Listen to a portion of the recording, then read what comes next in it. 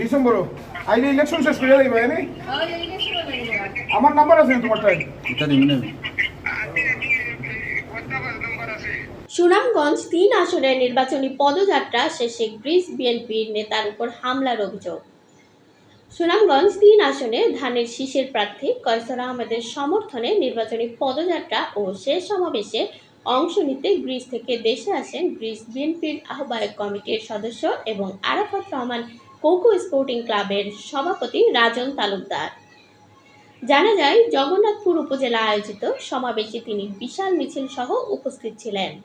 সমাবেশ শেষে বাড়ি ফেরার পথে কাদিপুর গ্রামের সড়কে রাত আনুমানিক ৭টার দিকে তার উপর সশস্ত্র হামলার ঘটনা ঘটে বলে অভিযোগ উঠেছে।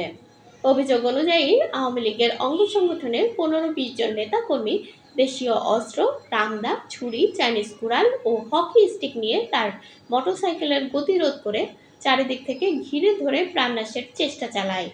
এ সময় তার সঙ্গে থাকা ভাতিজা দৌড়ে গিয়ে স্থানীয় লোকজনকে খবর দিলে তারা এসে তাকে উদ্ধার করেন।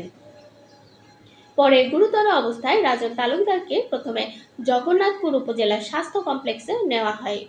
সেখানে প্রাথমিক চিকিৎসা শেষে উন্নত চিকিৎসার জন্য তাকে সিলেটের এমএজি ওসমানী মেডিকেল কলেজ হাসপাতালে ভর্তি করা হয়েছে বলে জানা গেছে। এ ঘটনায় জগন্নাথপুর থানায় একটি মামলা দায়ের করা হয়েছে।